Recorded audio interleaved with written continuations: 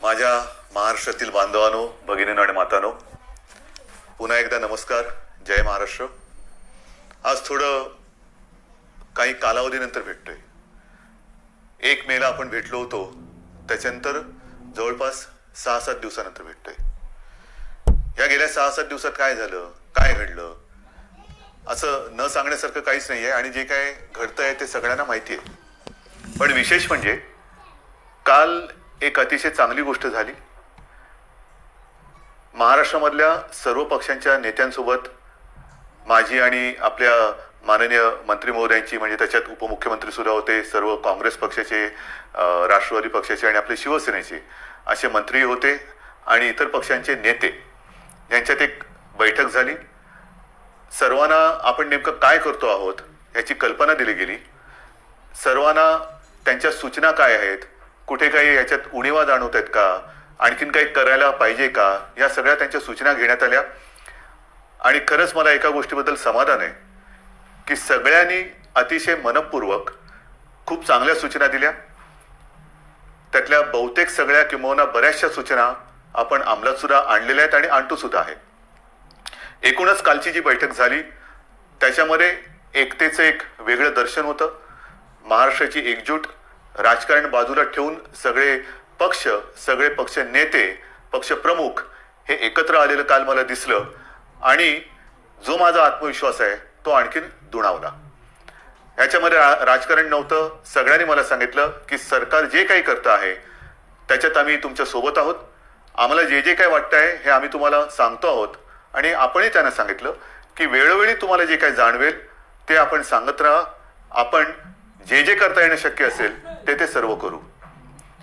ही अशी एक वेगळी एकजूट ही सर्व राजकीय पक्षांची, नेत्यांची एका चांगल्या पद्धतीने, चांगल्या वातावरणात त्या बैठकीमध्ये मला दिसली. आज खरं म्हणजे मी आपल्याशी बोलताना थोडासा व्यथित आहे. तो व्यथित एवढ्यासाठी आहे की आज पहाटे जे संभाजीनगर आणि जालनाच्या मध्ये त्या रेल्वे मार्गावरती घडलं, ह्या घटनेने मी खरंच एक मनातून असा दुःखी झालेलो आहे. हे जे मजूर इतर राज्यातले घरी जायला निघालेले आहेत, आपण त्यांना अनेकदा सांगितलेलं आहे, आजही मी सांगतोय की तुम्ही कुठेही अस्वस्थ होऊ नका, कुठेही बेचैन होऊ नका. राज्य सरकार पूर्ण तुमच्या सोबत आहे. मी यापूर्वीही सांगितलेलं आहे की इतर राज्यातले जे मजूर आहेत त्यांची आपण ठिकठिकाणी सोय केलेली आहे. जवळपास 5.5 ते 6 लाख मजुरांची सोय आपण राज्यात वेगवेगळ्या ठिकाणी केलेली आहे. त्यांची जेवणाची, खाण्याची सोय, त्यांच्यासोबत डॉक्टर्स दिलेले आहेत. आणि आता तर इतर राज्यांबरोबर आपली बोलणी सुरू आहेत. इतर राज्यांमध्ये सुद्धा ट्रेन, रेल्वे आपण सुरू करून ज्या ज्या राज्यांमधले हे मजूर जिथे जिथे जाऊ इच्छितात तिथे केंद्र सरकार, आपलं राज्य आणि ज्या राज्यात हे जाऊ इच्छित आहेत त्या राज्यांच्या सरकारबरोबर बोलून आपण या ट्रेनची सोय सुद्धा केलेली आहे. सुरुवात झालेली आहे. 1-2-5 दिवसापासून ट्रेन सुरू झालेले आहेत. मुंबईतून सुरू होत आहेत, पुण्यातून सुरू होत आहेत. पण हे करत असताना गर्दी होता कामा नये. जर गर्दी उसळली तर तुम्हाला माहिती आहे धोका अजून आपल्या अवतीभोवती फिरतोय. धोका काय टळलेला नाही, संकट टळलेलं नाहीये. गर्दी झाली तर पुन्हा हे सगळं ठप्प होईल. आणि म्हणून मला असं वाटतं की या सर्व मजुरांना मी सांगतोय, मजदूर आहेत, कर्मचारी आहेत, इतर नागरिक आहेत, कि आपको परेशान होने की कोई आवश्यकता नहीं है. आज तक जिस संयम आपने जो बनाए रखा है, संयम बनाए रखे. महाराष्ट्र की सरकार पूरी तरह से आपके साथ है. आपका सहयोग हम दोनों के लिए अच्छा रहेगा क्योंकि संकट बहुत ही गंभीर है. जैसे मैंने अभी अभी कहा कि महाराष्ट्र सरकार और जहां भी आप जाना चाह रहे हो उस राज्य की सरकार और केंद्र की सरकार आपस में बात चल रही है. रेलवे की व्यवस्था हो रही है, बस की व्यवस्था हो रही है. जैसे उपलब्धि बढ़ती जाएगी हम आपको बताते रहेंगे. पण हे करताना कुठेही अफवेला बळी पडू नका. कारण कोणतरी सांगते की इथून ट्रेन सुरू होणार, मग ही गर्दी तिकडे जाते. आता काल जे घडलं, आज पहाटे जे घडलं, अत्यंत दुर्दैवी आहे. खरं म्हणजे संभाजीनगरवरून ट्रेन सुरू होत आहेत, ट्रेन सुरू झालेल्या आहेत. पण ही जी लोक होती ती रस्त्याने न जाता रेल्वे रुळावरून निघाली. कारण त्यांना भुसावळला जायचं होतं. आता खरं त्यांना कोणी सांगितलं भुसावळला जायला, कल्पना नाही. पण भुसावळला जाताना चालून चालून थकली आणि मध्ये करमाड नावचं गाव आहे, तिथे त्या रेल्वे ट्रॅकवरती बसली. पहाटेचा सुमार होता, थकलेले होते, बसले तिथेच डोळा लागला आणि दुर्दैवाचा घाला आला. खरंच हे अत्यंत दुर्दैवी घटना आहे. मी मनातून अत्यंत दुःखी झालो या सगळ्या घटनेबाबत आणि पुन्हा पुन्हा सांगतो की कृपा करून जिथे आहात तिथेच थांबा. राज्याची यंत्रणा जी आहे ती आपल्या संपर्कात आहे. जसजशी आपली सोय होईल तसतसं आपण तुम्हाला घरी पाठवतो आहोत. तुम्हाला घरी पाठवल्याशिवाय आम्ही शांत बसणार नाही. पण शांती ठेवा, अस्वस्थ होऊ नका, कुठेही गडबड गोंधळ करू नका. अत्यंत शिस्तीत आणि संयमाने आपण हे काम करतो आहोत. पण त्याही राज्याच्या काही सुरक्षेच्या दृष्टीने अटी आहेत, चेकिंग असेल, काही असेल, ह्या सगळ्या गोष्टी होत आहेत आणि ते करून आपण ही सगळी व्यवस्था करतो आहोत. दुसरी गोष्ट, गेले 2-3 दिवस मुंबईमध्ये एक अफवा आहे. अफवा काय? मुंबई लष्कराच्या ताब्यात देणार, मुंबई लष्कराच्या ताब्यात देणार, मुंबईमध्ये लष्कर येणार, मग लॉकडाऊन होणार, सगळी दुकानं बंद होणार. लष्कर कशाला पाहिजे? आणि आजपर्यंत मी जे काही केलेलं आहे तुम्हाला सांगून आणि तुम्हाला विश्वासात घेऊन केलेलं आहे आणि तसाच मी करणार आहे, तसंच करणार आहे. आपल्याकडे सुद्धा तुमच्या लक्षात असेल की लॉकडाऊन करताना टप्प्याटप्प्याने आपण करत गेलो. पहिल्या काही गोष्टी बंद केल्या, नंतर काही गोष्टी बंद केल्या, त्याच्यानंतर काही केल्या, असं करत करतच आपण पुढे गेलो. त्याच्यामुळे लष्कराची काहीच गरज नाहीये. आणि मी तुम्हाला पहिल्या माझ्या भेटीतच सांगितलेलं आहे की ही जी लढाई आहे ह्याच्यामध्ये जवान आपण सगळेजण आहात. ते जे जवान आहेत ते सरहद्द सांभाळतायत, पण हे जे युद्ध आहे हे आपल्याला लढायचं आहे आणि तसं तुम्ही ते लढतात. संयमाच्या आणि जिद्दीच्या जोरावरती लढतात. लष्कराची आवश्यकता नाहीये, लष्कर मुंबईत येणार नाही. पण जी एक आपण काळजी घेतोय, या सगळ्या गोष्टी मला तुम्हाला पुन्हा पुन्हा मी मुद्दामून सांगतोय कारण आपल्या मनात कुठे गोंधळ गडबड होता कामा नये, गैरसमज तर अजिबात होता कामा नये.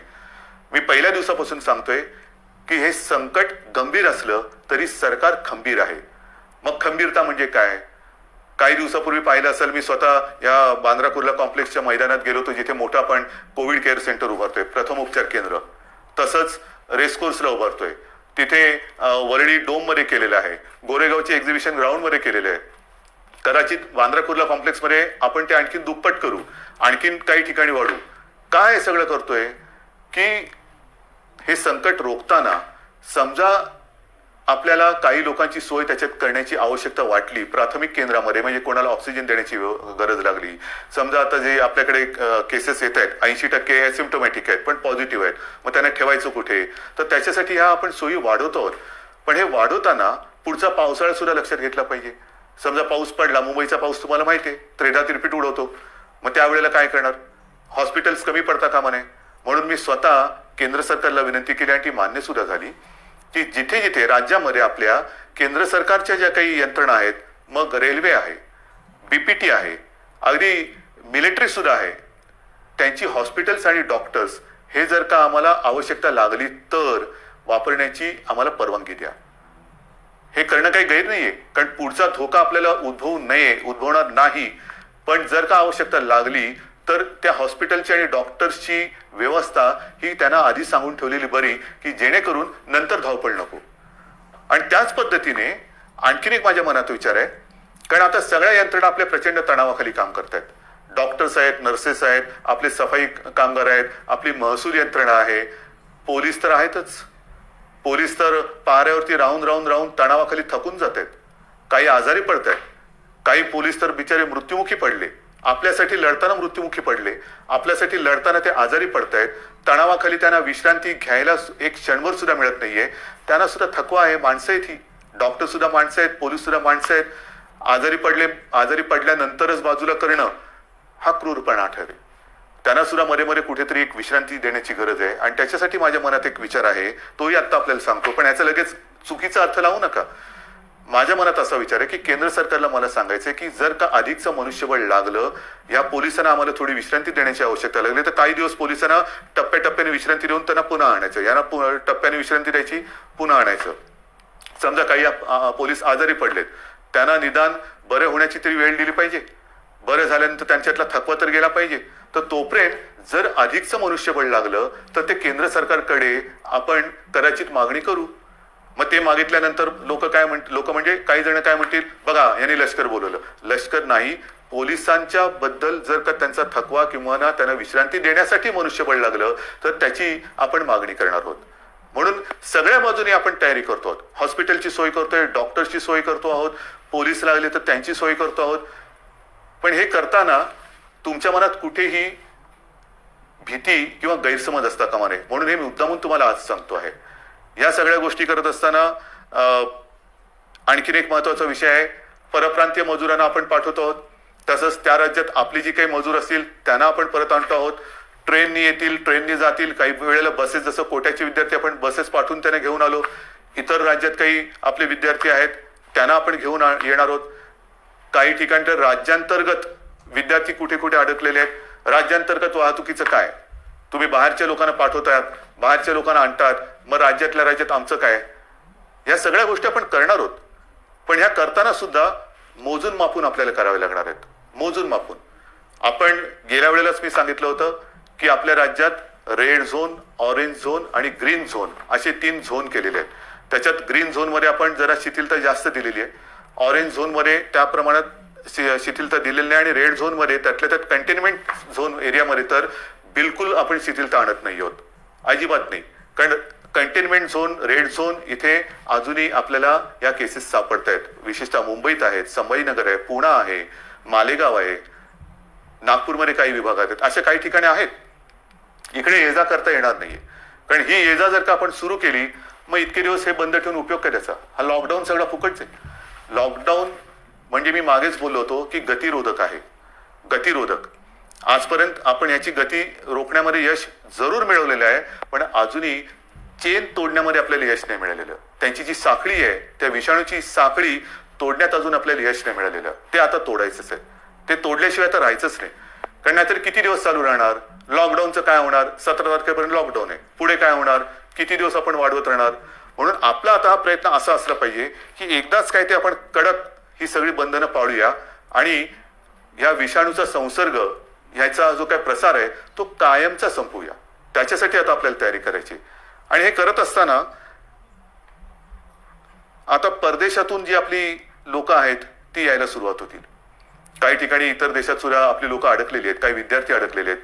ते विमानाने त्यांची ये जा सुरू होईल, त्यांना पुन्हा क्वारंटाईन करावं लागेल. या थोडंसं हे जेवढी आपण शिथिलता आणू तेवढी आपली जबाबदारी पण वाढते आहे. ती जबाबदारी पूर्ण ताकदीने आपल्याला पेलावी लागणार आहे.